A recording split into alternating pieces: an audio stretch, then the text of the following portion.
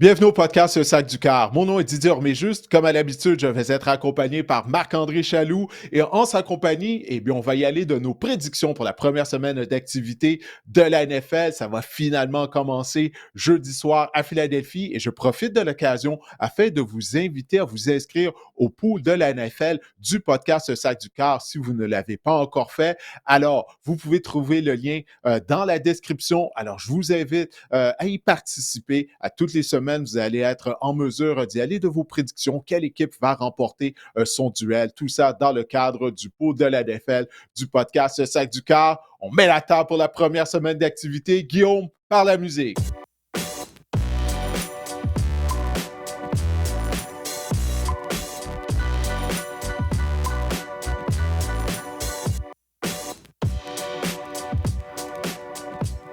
Ça y est, Marc-André, ça y est. Au cours des 8 dernières Enfin, semaines, on est. Ouais, enfin, c'est ça. Au cours des 8 dernières semaines, on est allé de nos survols pour chaque division de la NFL. Mais là, assez, c'est assez. Là, moi, j'ai besoin de voir de l'action, de voir un match qui va compter au classement. Ça va commencer avec ton équipe, t'affiches tes couleurs. Tu as ton T-shirt du championnat du Super Bowl 59 de tes Eagles de Philadelphie. Mais là, quelle équipe va remporter le Super Bowl 60? On verra. Tout ça, ça va commencer jeudi soir lorsque tes Eagles vont recevoir les Cowboys de Dallas. exactement, Didier. Je pensais à ça, Didier, là. Ça serait-tu un méchant gros doigt d'honneur de la part de Jerry Jones et les Cowboys s'amenaient à Philadelphie pour vaincre les Eagles? As-tu pensé à ça? Ça le serait, en effet, ben, est-ce que j'ai pensé? Non. Je vais être honnête avec toi, Marc-André, j'ai pas pensé parce que je suis tellement convaincu que les Eagles vont gagner ce match-là. Je vois pas comment ça va bien tourner pour les Cowboys. C'est pas juste le match de jeudi soir, mais également la saison régulière. Alors ouais, ma prédiction pour ce premier duel de la saison 2025 de la NFL, Cowboys-Eagles, je choisis les Eagles de Philadelphie afin de l'emporter. Il y a eu du tumulte du côté des Cowboys, on le sait, à la suite de la transaction de Michael Parsons. Mais comme je t'ai dit là, durant l'été, j'ai pas confiance en Brian Schottenheimer. Souviens-toi, lorsqu'on a sélectionné Schottenheimer à titre d'entraîneur-chef, ça avait laissé bien des gens sur leur appétit, dont moi. Et puis Schottenheimer, bon, c'est un vieux routier. Il a été coordinateur à l'attaque dans la NFL depuis de nombreuses années, mais il doit me prouver qu'il est en mesure d'être un leader, être en mesure de gérer les gros égos qu'il y a au sein du vestiaire des Cowboys de Dallas, notamment l'ego de George Bacon, surtout si ça va mal du côté des Cowboys, si on n'est pas en mesure de connaître un bon début de saison. Moi, j'ai choisi les Cowboys afin de rater les éliminatoires. Alors, je vais être conséquent avec ce que j'avais dit au cours de l'été et je choisis les Eagles afin de l'emporter. Les Cowboys, Didier, ont accordé le quatrième plus haut total de verges au sol dans la NFL en 2024 et c'est pas en échangeant Micah Parsons que je pense que le tout va se régler. Et les Eagles, en revanche, ont obtenu en moyenne 180 verges au sol en 2024. Je pense que c'est là que ça va se passer, le match même. Et je pense que si les Eagles prennent les devants rapidement dans la rencontre, ben, on va voir du Saquon Barkley à outrance. Il va connaître un grand match. S'il y a un point faible du côté des Eagles, c'est peut-être la tertiaire. Je pense que Dak Prescott va lancer également à profusion à ses deux receveurs et à son allié rapproché, puisque les Cowboys, je suis encore on n'a pas vraiment de jeu au sol. On n'a pas réglé cette question-là. On n'a pas solutionné Mhm. cette question-là du côté des Cowboys. Mais oui, je pense que les Eagles vont entamer la saison du bon pied. Je prends les Eagles pour l'emporter, qui sont favoris par 7,5 au preneur au livre, Didier. Mais nous, on va prendre nos choix seulement, juste le gagnant, là, sans l'écart de points. Ouais. Mais oui, les Eagles favoris par 7,5, donc ça démontre à quel point les Eagles devrait être une équipe supérieure sur le terrain jeudi, ben, ce soir. Ouais, ben écoute, dernière chose que je vais dire là-dessus, sur cette rencontre-là, puis tu viens d'y toucher, là. Les Cowboys sont pas en mesure de courir avec le ballon et sont pas en mesure d'arrêter le jeu au sol. Là, bon, je sais, avec la transaction de Micah Parsons, Jerry Jones, il disait que l'arrivée de Kenny Clark, c'était pour aider la défense contre le jeu au sol. Ça va prendre plus qu'un joueur, là, je crois, afin d'améliorer la défense des Cowboys contre la course.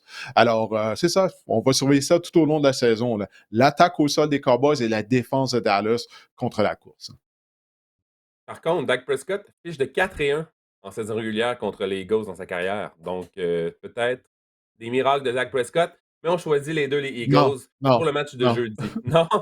Non. Pas de miracle. Écoute, on va dévoiler la bannière au Lincoln Financial Field. Imagine-toi comment la foule va être, elle va être incroyable à Philadelphie. Écoute, j'ai déjà assisté à un premier match de saison régulière. Lorsque les Eagles, c'est quoi? C'est 2017? Leur premier Super Bowl, si je me souviens bien, là, avec Doug Ouais. Peterson comme entraîneur-chef. C'est ça, Nick Foles comme carrière. Et puis la saison suivante, j'avais eu la chance d'être sur place, sur les lignes de côté durant la rencontre. Je me souviens bien, ils avaient reçu les Falcons Atlanta. Marc-André, l'atmosphère était incroyable, la foule était craquée avec le dévoilement de la bannière. Ça va sûrement être la même chose encore une fois jeudi soir. Et comme je te dis, je le répète encore une fois, si vous ne m'avez pas entendu, je n'ai aucune confiance en cette édition 2025 des Cowboys. Peut-être que j'ai tort, mais le temps nous le dira. Les Chiefs de Kansas City vont affronter les Chargers de Los Angeles. Ça va se passer vendredi, côté de Sao Paulo au Brésil, un duel entre Pat Mahomes et Justin Herbert. J'ai le goût de te lancer, Didier, sur la perte de Rashawn Slater là, du côté des Chargers, qui pourrait Mm. vraiment avoir un impact assez important sur l'équipe. Ouais, j'ai bien hâte de voir comment la ligne à l'attaque des Chargers va se comporter face à la défense des Chiefs. On sait qu'il est supposé être une des meilleures, encore une fois, de la NFL cette année. Du moins, on s'attend à ça. Ça va également être les débuts de Benjamin Saint-Just, le Montréalais demi de coin dans l'uniforme des Chargers. Ça va être une opportunité pour lui, d'une certaine façon, de relancer sa carrière. Lui qui a signé avec Los Angeles au cours de la saison morte. Je vais choisir les Chiefs, Marc-André, afin de l'emporter. Parce que les Chargers, tu le sais, ils n'ont pas vraiment d'avantage du terrain au SoFi Stadium. Il va y avoir plusieurs chandails rouges dans les estrades. Les partisans des Chiefs vont être bruyants. J'ai vraiment l'impression que du côté de Patrick Mahomes et de Kansas City, on a quelque chose à prouver. Parce qu'on a vraiment été embarrassé face à ton club lors du Super Bowl contre les Eagles de Philadelphie. C'est toute une raclée qu'on a subie. On a amélioré la ligne à l'attaque. Alors, je m'attends à une bonne performance de la part des Chiefs de Kansas City, malgré l'absence de Rishi Rice. On pourrait dire le SoFi Stadium, parce que c'est au Brésil que le match Didier va avoir lieu. Ah oui, Je ne veux c'est pas te vrai, ben reprendre oui, dans c'est la ça, au vie. SoFi, Je ben veux pas te oui. reprendre dans la Ah, tu vie. vois, bon, tu Le vois. SoFi Stadium de CUA de Ça, Sao Paulo, le ça vient de Brésil. démolir tout mon argument, là. Ça vient de démolir tout mon Oui, argument. En plus, tu l'avais dit d'entrée de jeu que le match avait lieu au oui. Brésil. J'ai oublié. Bon, on oublie ça, le SoFi Stadium. Peu importe, je choisis quand même les Chiefs, que ce soit au Arrowhead Stadium, au SoFi Stadium ou au Brésil.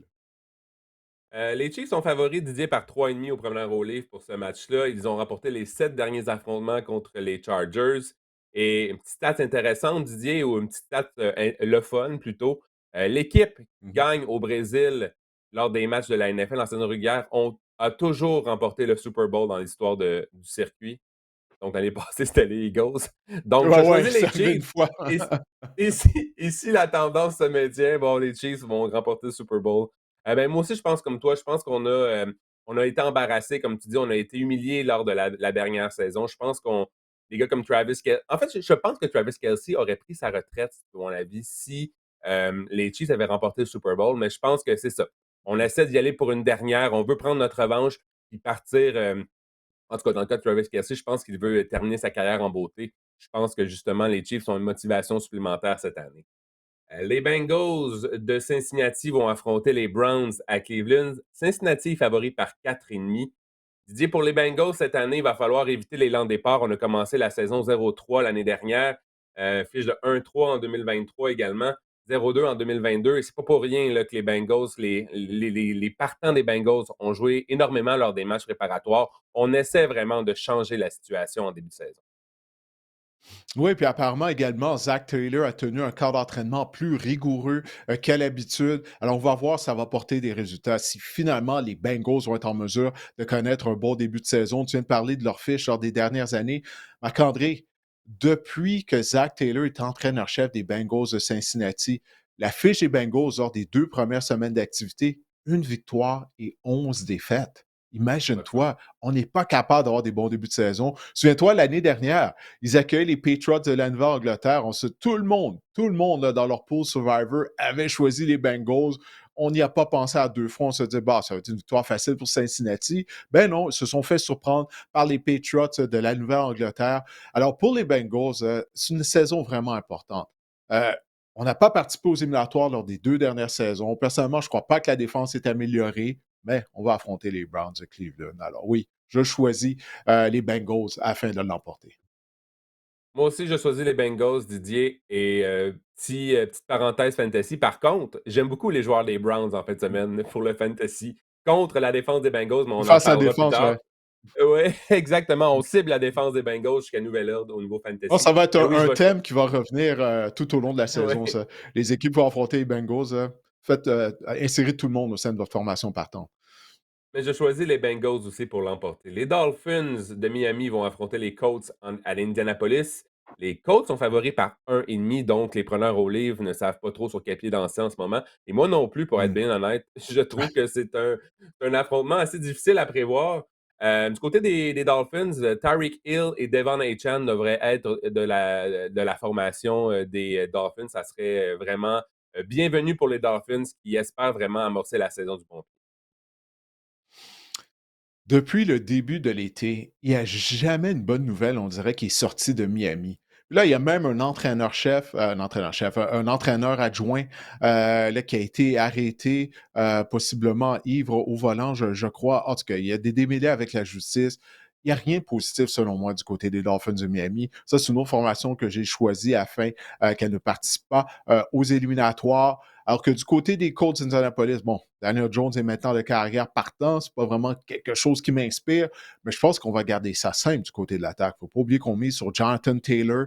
Alors, on va utiliser le jeu au sol. On va demander à Daniel Jones de gérer la rencontre. Le match a lieu à Indianapolis. Alors, c'est la raison pour laquelle je vais choisir les Colts afin de l'emporter. Puis du côté d'Indianapolis, je crois sincèrement que tout le monde est sur un siège éjectable. On peut dire la même chose du côté des Dolphins, mais il y a Mhm. toujours de la zizanie à Miami. Alors, moi, je choisis les Colts. J'ai choisi les Dolphins pour l'emporter. Les Dolphins, Ah oui. sous l'ère Mike McDaniel, ont une fiche de 7-4 en septembre. Par contre, 3 de ces 4 défaites-là, c'était l'an dernier. Est-ce que l'effet Mike McDaniel commence à s'estomper? Moi aussi, je pense que c'est 2 entraîneurs qui sont sur un siège éjectable. Je serais pas surpris de voir l'un de ces 2 entraîneurs-là être congédié en premier dans la NFL. Mais je vais prendre les Dolphins pour celle-là parce qu'au final, je pense que les Dolphins ils ont plus de talent que les Colts euh, au sein de leur formation en général. Donc, j'ai pris les Dolphins pour celle-là. Il faut bien que je fasse un peu différent de toi aussi, c'est un peu ça le jeu. Euh, Oui, oui, euh, j'avoue, j'avoue. les On a un nouveau Raiders de Las coordinateur en Vegas. défense du côté des Colts en plus. Hein? Donc, j'ai bien hâte de En voir plus. cette nouvelle défense d'Indianapolis. Ouais. Les Raiders de Las Vegas vont affronter les Patriots de la Nouvelle-Angleterre. C'est du côté de Foxborough. Les Patriots sont favoris par 2,5. J'ai quand même été surpris. Les Patriots, vraiment, ont la faveur là, des preneurs au livre dans ce début de saison. Ce sera les débuts de Mike Vrabel à la barre des Patriots de la Nouvelle-Angleterre et de Pete Carroll à la barre des Raiders. Donc, vraiment, ce sera un affrontement entre deux entraîneurs chevronnés du circuit. Oui, l'an 2 de Drake May à Foxborough.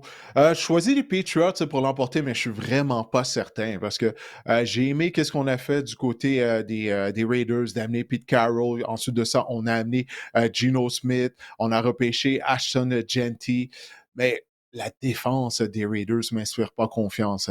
Je sais qu'il y a encore des points d'interrogation du côté de l'attaque des Patriots de la Nouvelle-Angleterre, mais je crois en Mike Vrabel. Alors, moi, je choisis les Patriots afin de gagner cette rencontre-là, mais je crois que ça va être un match serré. Toi, qui te choisis entre les Raiders et les Patriots?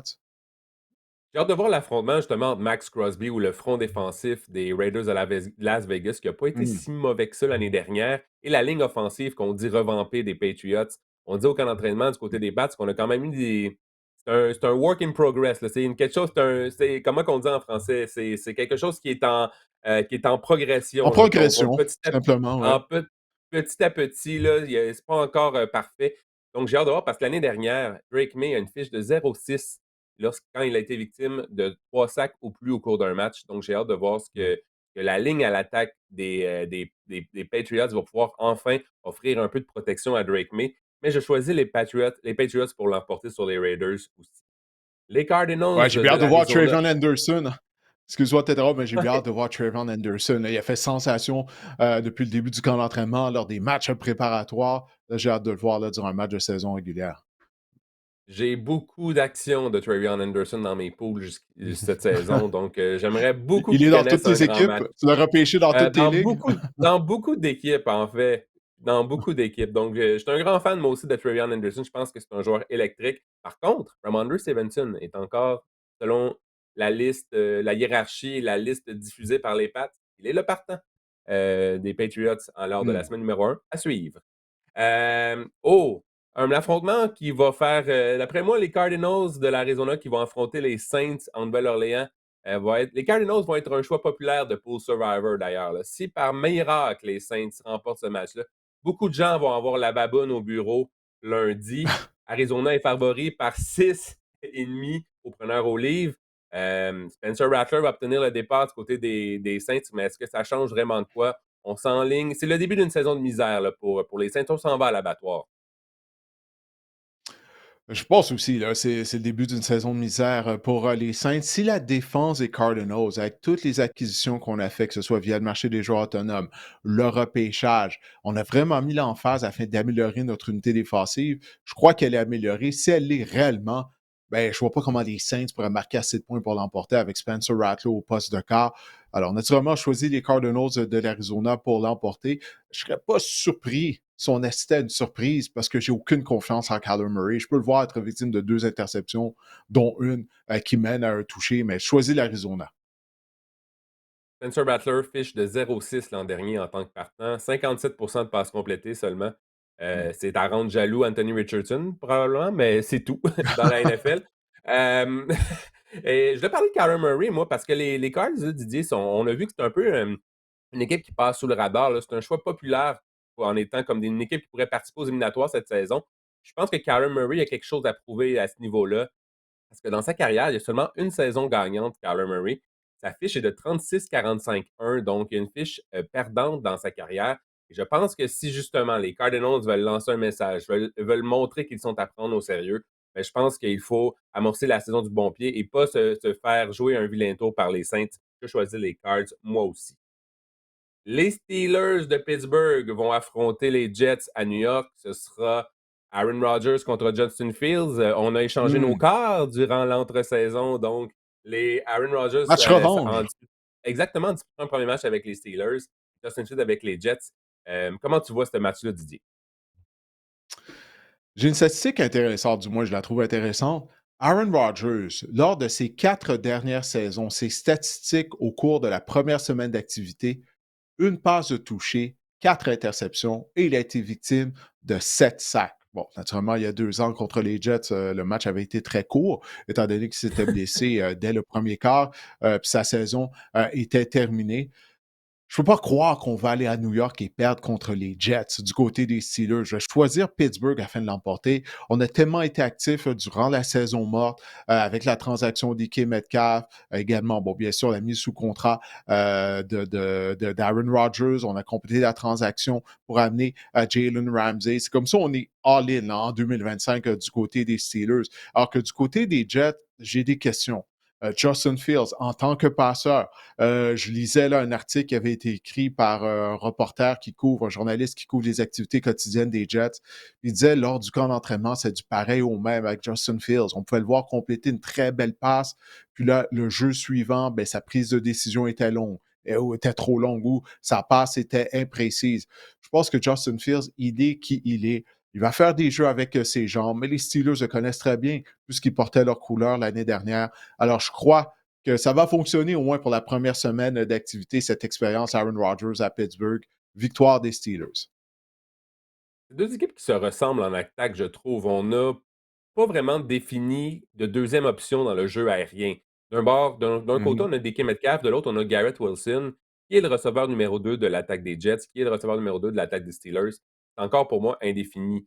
C'est vraiment deux équipes qui, je pense qu'on va connaître peut-être un lent départ en attaque. Je pense que ça va jouer en défense. J'ai hâte de voir la confrontation entre DK Metcalf et Sauce Gardner. Ça va être intéressant à regarder. Pittsburgh est favori par 2,5. Mais si tu me dis qu'on doit aller prendre seulement le gagnant sans l'écart de points, je pense aussi que les Steelers vont remporter ce match-là, mais ce sera, selon moi, très serré. Ah, je vois ça comme toi. Les, Moi aussi, Gi- je crois que ça va être une rencontre serrée. Mm. les Giants de New York se rendre à Washington pour affronter les Commanders. Washington est favori par 5,5. Et j'ai bien hâte de voir la deuxième saison de Jaden Daniels, Didier, je sais pas toi. L'année dernière, on a eu un taux de réussite, entre autres, sur les quatrièmes essais, un taux de réussite surréel, insoutenable, je te dirais même en 2025, de 79 en quatrième essai.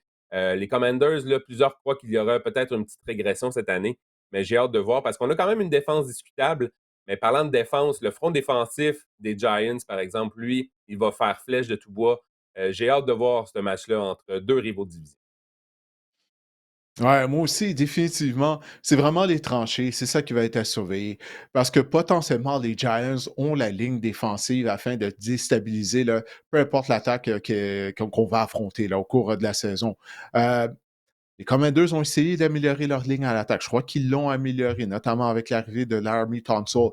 Mais là, tout ça va réellement être mis à l'épreuve contre la ligne défensive des Giants.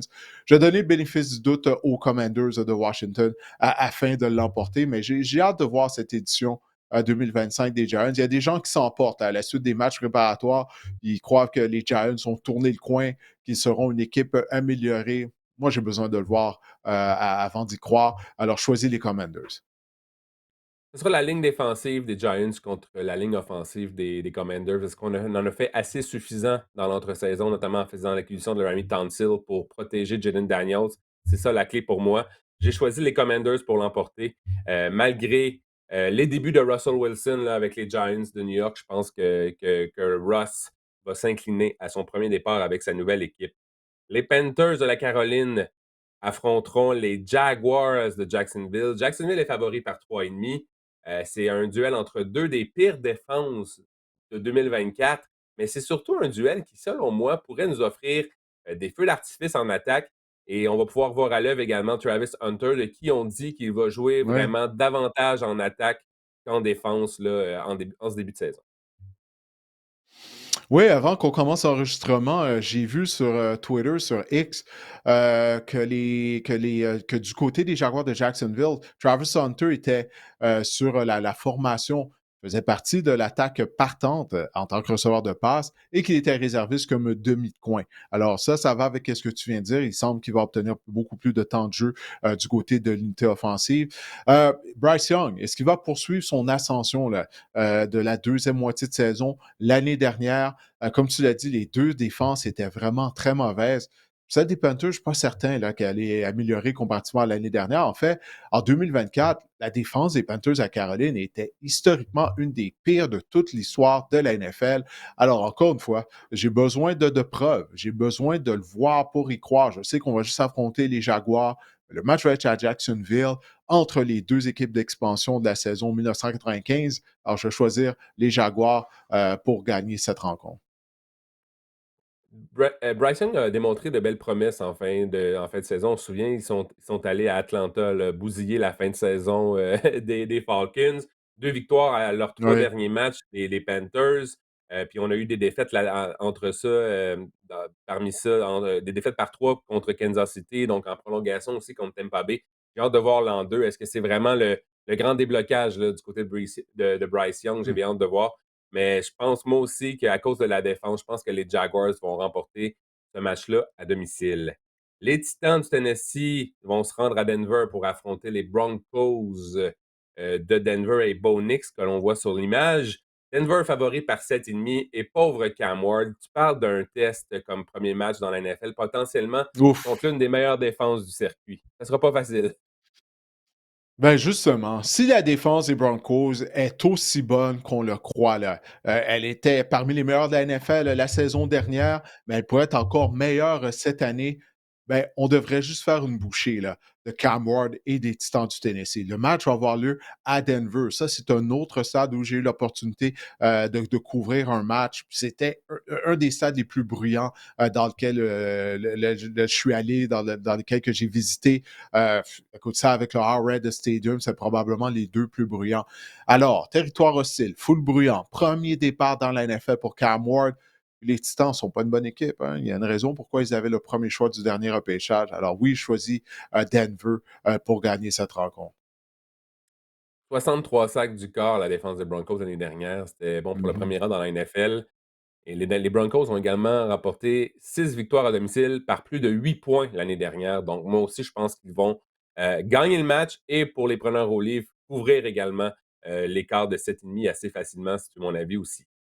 Les 49ers de San Francisco vont se rendre à Seattle pour se mesurer aux Seahawks. San Francisco est favori par 2,5. Ça m'a quand même surpris avec Mmh. la pléiade de blessés qu'on a du côté en attaque du côté des Niners.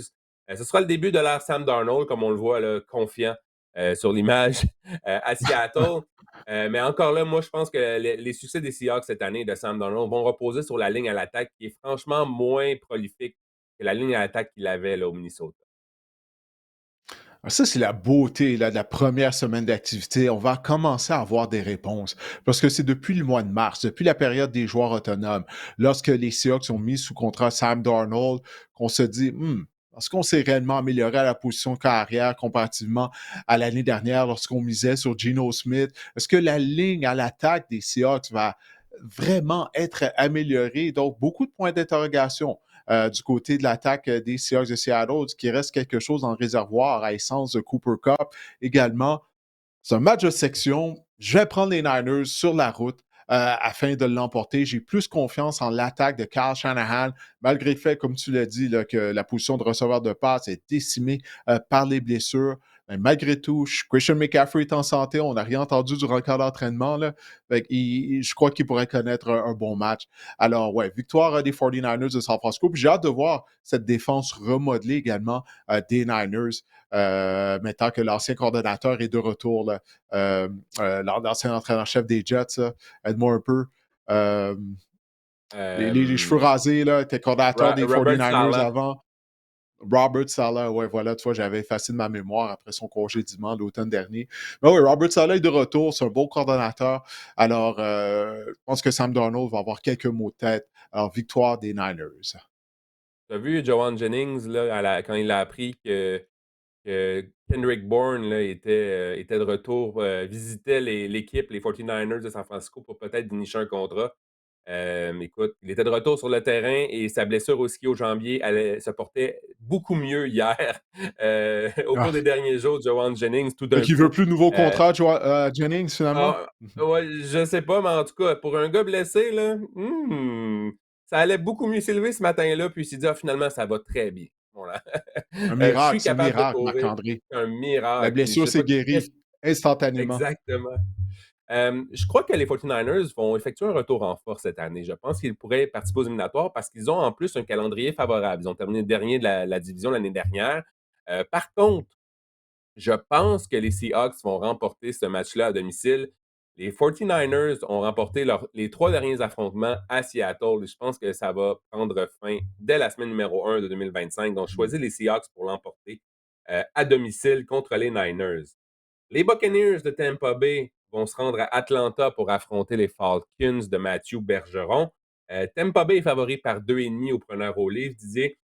Du côté on parlait tantôt du côté des Bengals là, que les partants ont joué en match préparatoire, mais du côté des Buccaneers, là, c'est tout le contraire. Il n'y a aucun partant qui a joué en match préparatoire. Est-ce que ça va justement jouer un peu Mmh. contre l'équipe, notamment en début de match contre les Falcons?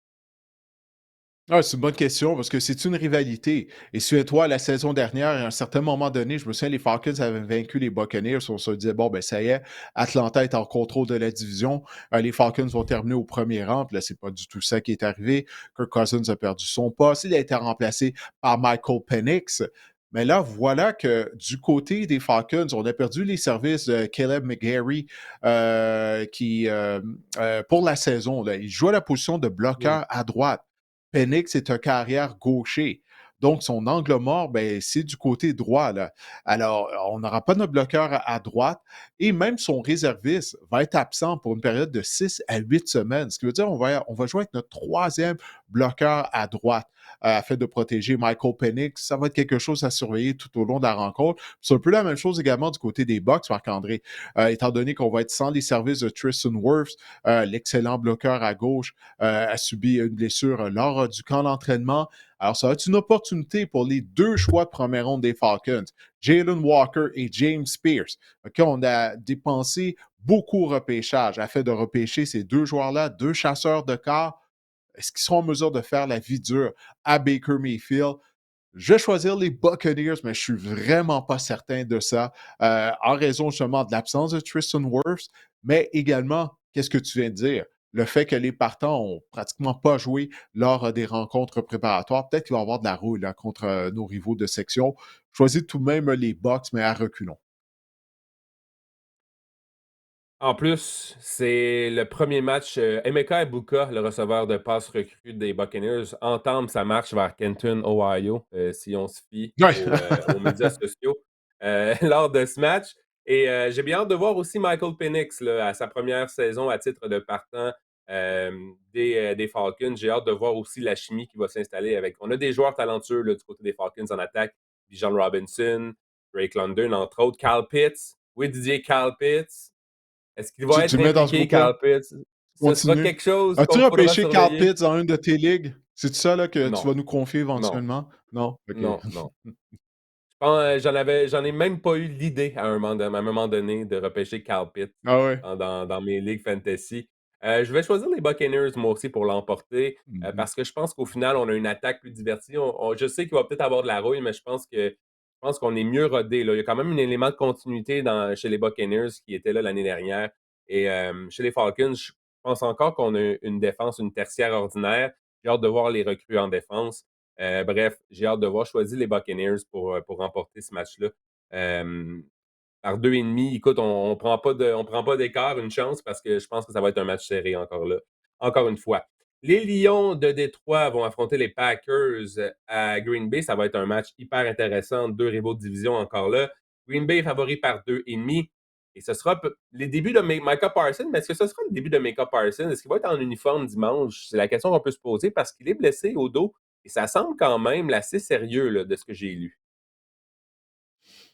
Ouais, effectivement, écoute, Jerry Jones aurait dû utiliser ça comme excuse, lorsqu'il a rencontré les Et médias après ouais, avoir complété la d'accord. transaction. Ben ouais, c'est une opportunité ratée par Jerry. Come on, let's go, Jerry.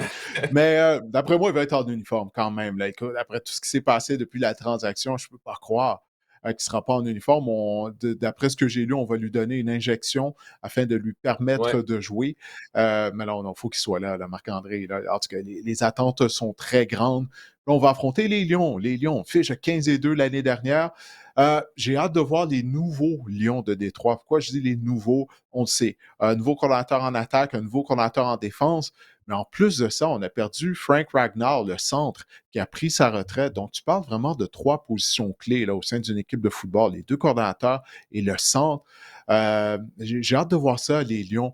Mais je vais tout de même choisir les Lions afin de l'emporter. Là, je sais qu'il y a beaucoup de buzz autour des Packers de Green Bay, mais les Lions demeurent une des formations les plus talentueuses de la NFL. Et moi, je donne le bénéfice du doute à Dan Campbell. Il avait été en mesure d'embaucher deux excellents coordinateurs, en Ben Johnson et Aaron Glenn. Alors, maintenant, il y a des nouveaux coordinateurs. Je lui fais confiance qu'il a choisi les bonnes personnes. Alors, je crois que les Lions seront en mesure d'aller au Lambeau Field et de l'emporter contre Michael Parsons et les Packers. J'ai c'est un peu à l'image des Cardinals de l'Arizona tout à l'heure. Si on veut être à prendre au sérieux à Green Bay, il va falloir commencer à vaincre des équipes, des bonnes formations. L'année dernière, on a une Mm. fiche de 0-6 contre les équipes qui ont récolté 11 victoires en 2024. Donc, il va falloir vraiment remédier à la situation. Par contre, à l'inverse, à l'opposé, les Lions de Détroit, 3 victoires de suite au Lambeau Field. Donc, je pense que la Mm. séquence va se poursuivre. J'ai hâte de voir aussi Aiden Hutchinson en parfaite santé euh, effectuer un retour au jeu. Ah Donc, oui, moi c'est aussi, vrai. prends les Lions pour l'emporter. Je pense que c'est ça. C'est un match vraiment hyper important. C'est pour ça que je pense que Micah Parsons va jouer des séquences, va être sur le terrain parfois. Mais je me demande, Didier, je ne sais pas si tu pourrais me répondre à ça. Je me demande à quel point il a eu le temps de s'imprégner, d'absorber le cahier de jeu aussi également en défense des Packers. Ouais, c'est pas beaucoup de temps. Je pense que ça va plutôt être le scénario que tu viens de mentionner. Là. Définitivement, en situation de troisième essai est long. Il va être sur le terrain. Après ça, son utilisation, peut-être que ce sera limité. Tu sais, ça va dépendre de sa rapidité à assimiler le cahier de jeu, mais c'est pas beaucoup de temps. Alors moi, je m'attendrais plus, peut-être quoi, entre 15 et 20 jeux pour Parsons en situation de passe évidente. Bref, j'ai hâte de voir ça. Puis j'ai hâte de voir également de quelle façon il va être déployé par le collaborateur de la défense des Packers, Jeff Hafley, qui a fait du bon boulot l'année dernière à sa première campagne à titre de collaborateur de l'unité défensive.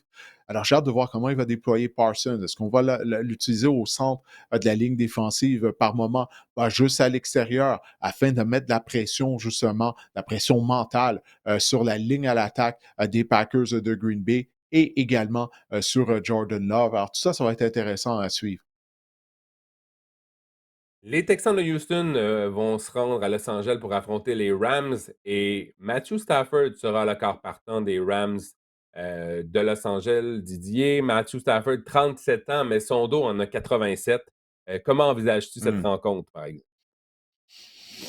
Ouais, face à la défense des Texans d'Houston, hein, qu'on Ah ouais, anticipe qu'elle sera une des meilleures de la NFL. En plus de ça, écoute, son dos, c'est une énigme, là. C'est un point d'interrogation. On n'a presque pas vu Stafford pendant la grande majorité du camp d'entraînement. Sean McVay a tenté de rassurer les partisans des Rams en disant oui, Stafford sera là pour la première semaine d'activité. OK, parfait.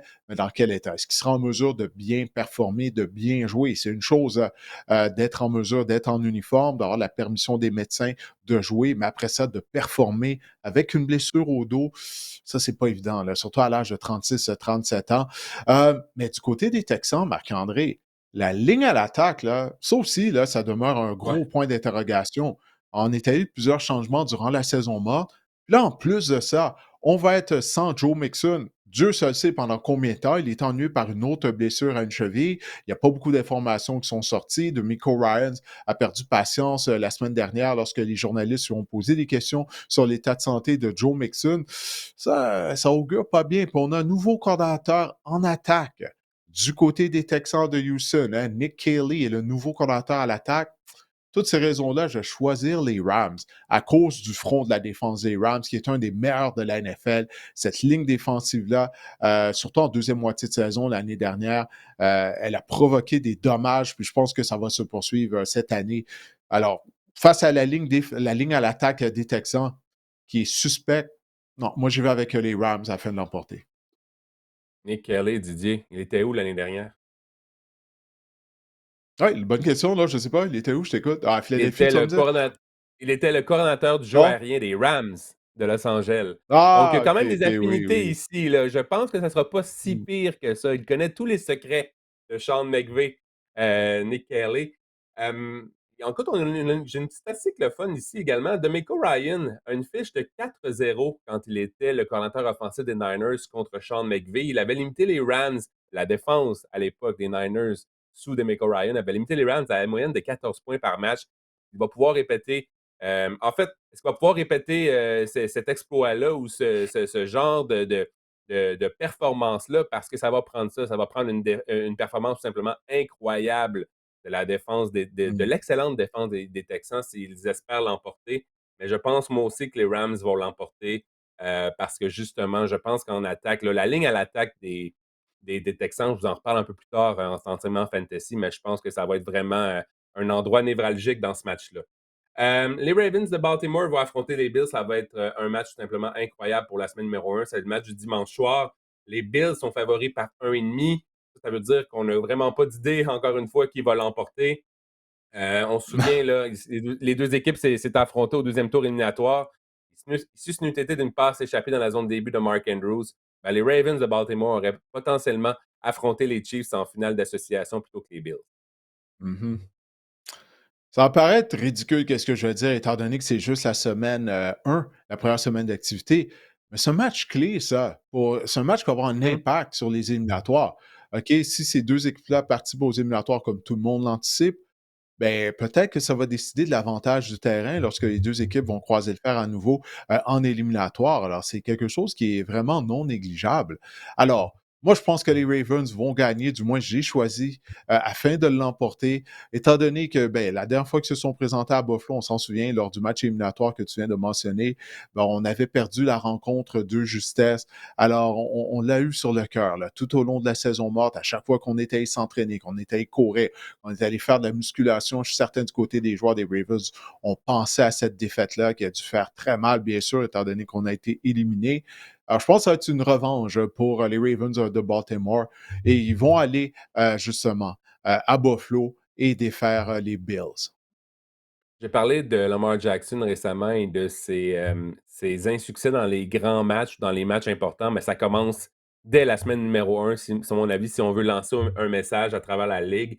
Lamar Jackson fiche de 1-3 contre les Bills en 4 matchs dans sa carrière, 6 revirements, 179 verges en moyenne Ouf! seulement par la passe. Donc Mmh. vraiment, là, si Lamar Jackson veut lancer un message, c'est l'occasion est rêvée. Et je sais pas toi, Didi, mais moi, j'ai des points d'interrogation sur la défense des Bills. La tertiaire m'effraie un peu et on s'en remet vraiment à nos recrues à l'avant là, pour appliquer de la pression sur les corps adverses. Donc, et à cause que je pense que la défense, c'est ça. D'après moi, les Ravens sont une équipe, l'une des équipes les plus complètes là, du circuit. À cause qu'ils sont solides en attaque et en défense, c'est la défense qui va faire la différence dans ce match-là. Je pense que les Ravens vont aller jouer les tours de fête et battre les Bills à Buffalo ce dimanche.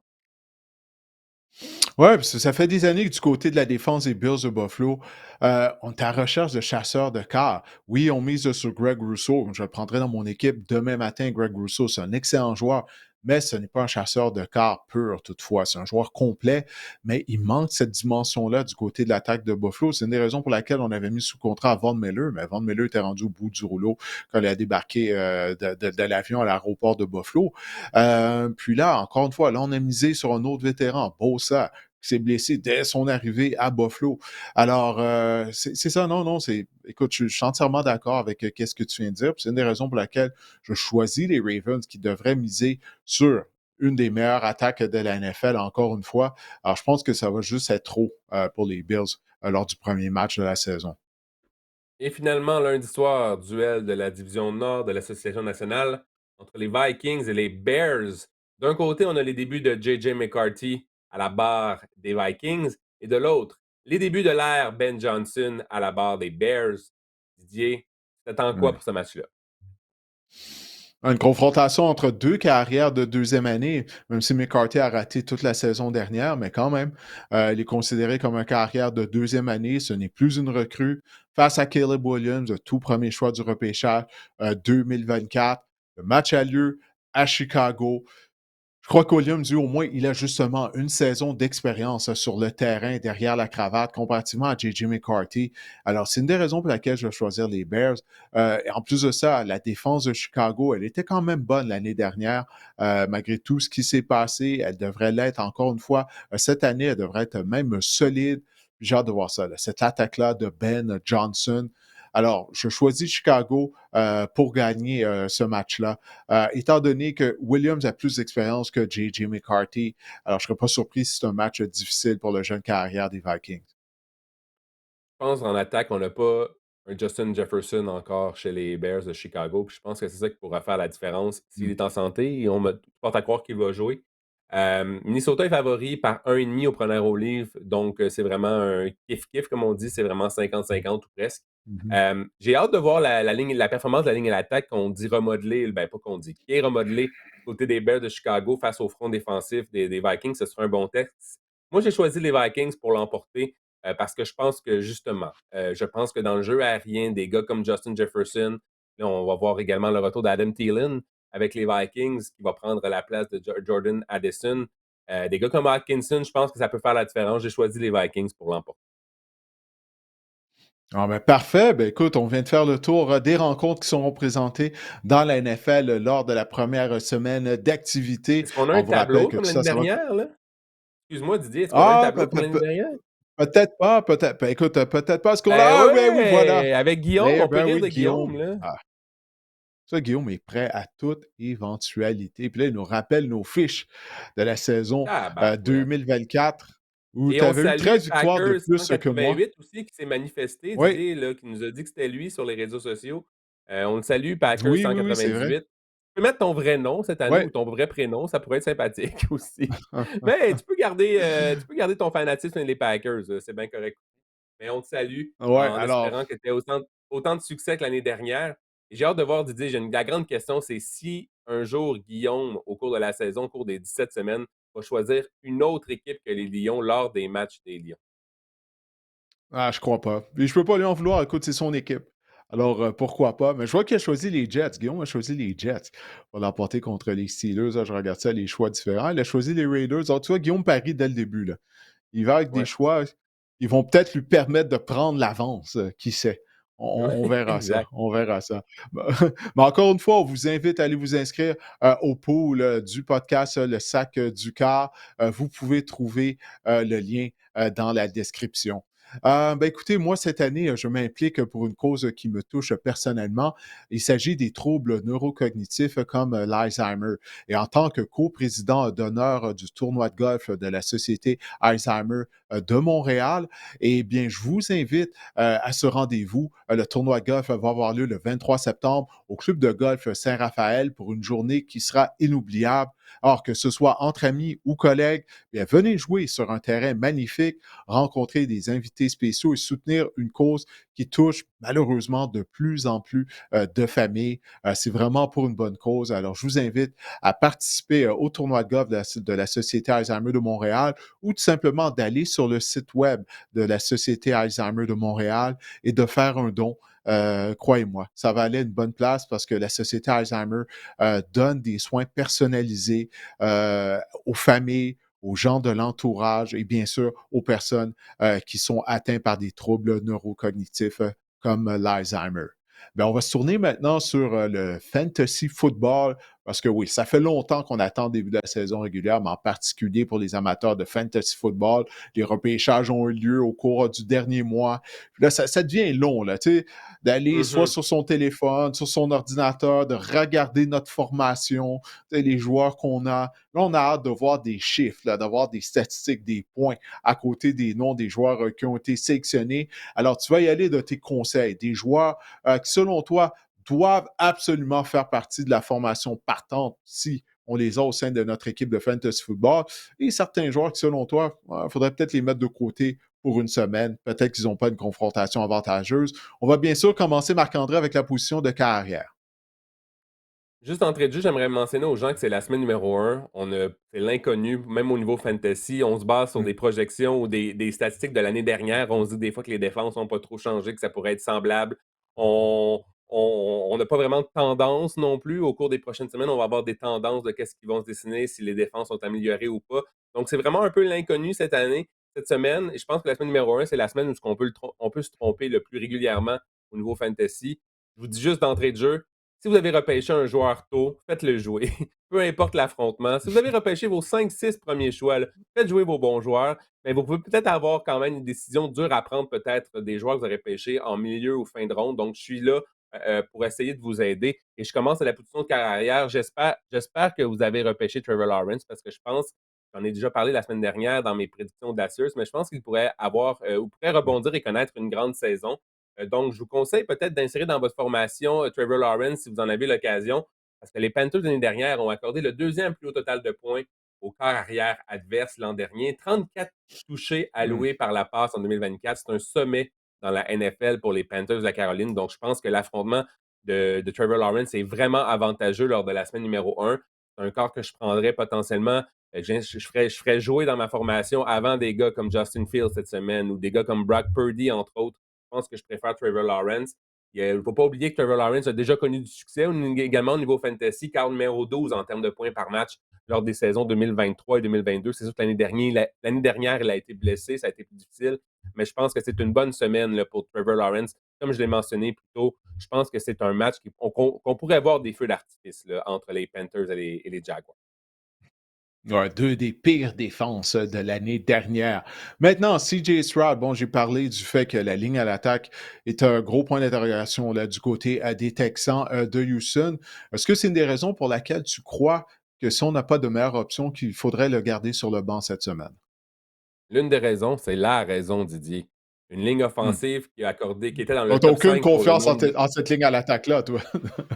Ben, je me réserve le droit de regarder, voir comment que ça se passe lors de la semaine numéro 1 avant de Hmm. juger. Mais je ne prendrai pas le risque lors de la semaine numéro 1. Je plains déjà Nick Chubb, d'ailleurs, là, qui a déjà deux genoux Ouf.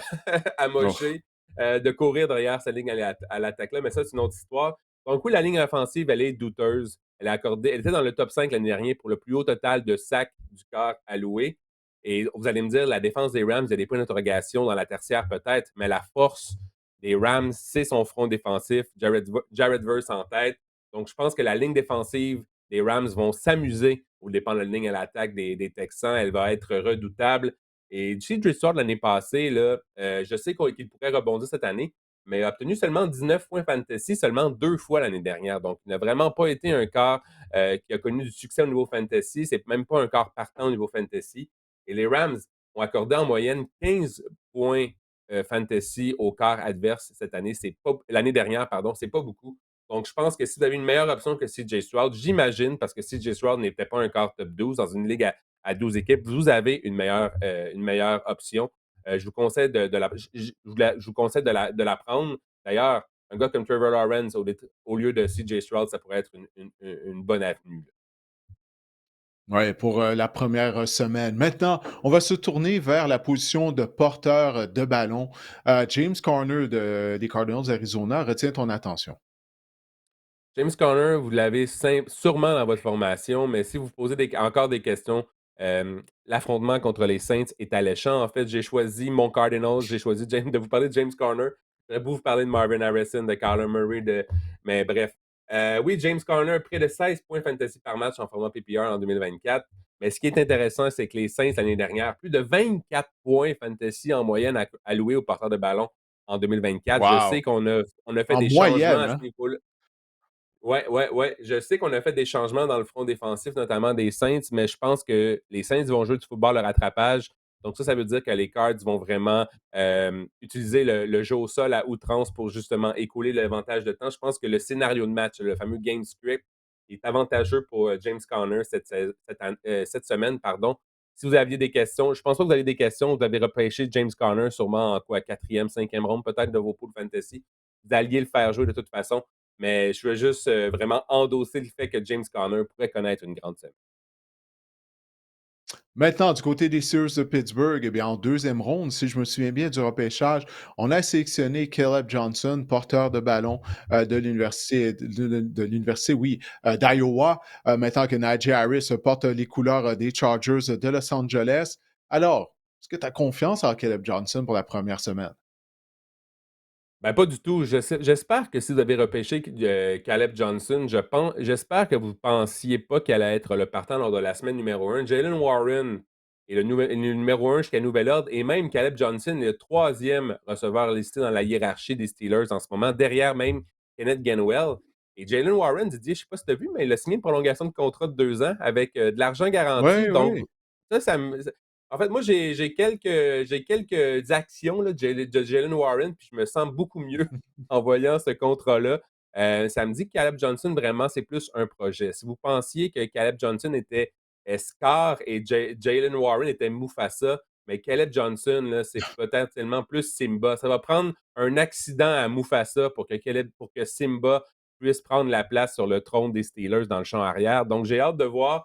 Euh, et également, les Steelers affrontent les Jets. 11e plus bas total de points loués au porteur l'année dernière, les Jets de New York.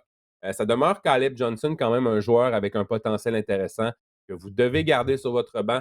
Mais pour la semaine numéro 1, de grâce, ne l'insérez pas dans votre formation. Est-ce que tu as regardé Le Roi Lion récemment avec tes enfants? C'est ça qui est arrivé? Non, pas encore, mais ça s'en vient. Non? Ils sont jeunes un peu, mais ça s'en vient.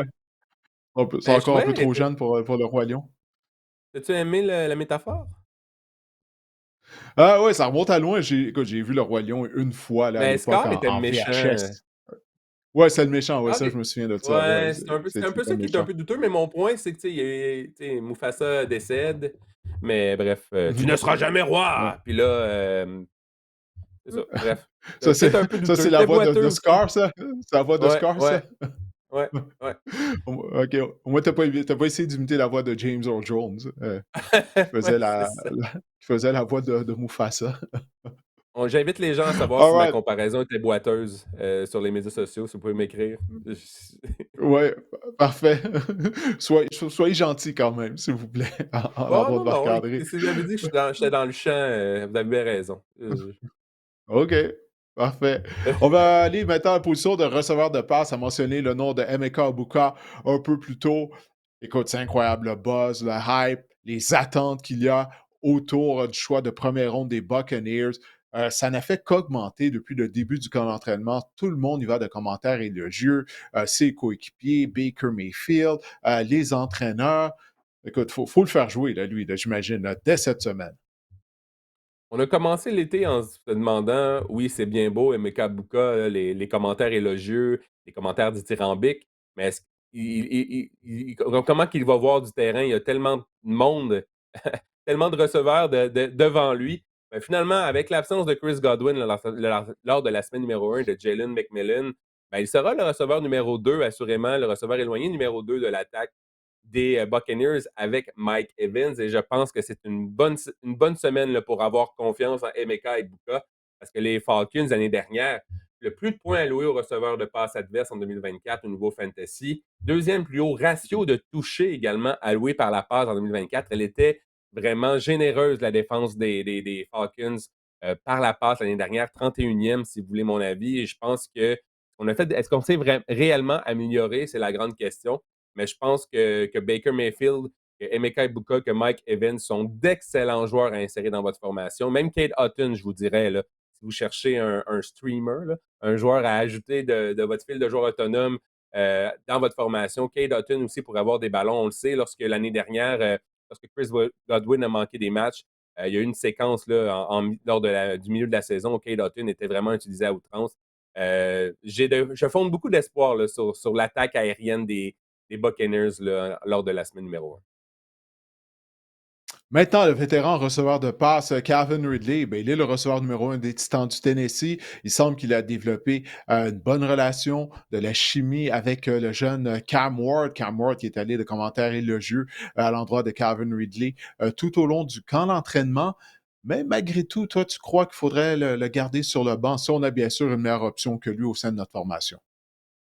Parce qu'on anticipe que ce sera difficile pour Cam Ward, donc ce sera par la bande difficile Mm. potentiellement pour Calvin Ridley, qui devra avoir Patrick Surtain durant pratiquement tout le match, qui est l'un des meilleurs, sinon Ouf, le ouais. meilleur demi de coin de la NFL. Ça, on pourrait en débattre, mais quand Écoute, même, la défense Le, des le Broncos, joueur oui, par excellence de la NFL en défense l'année dernière, quand même, hein, Patrick Surtain. Rien que ça au Calvin Ridley cette rien que semaine. ça.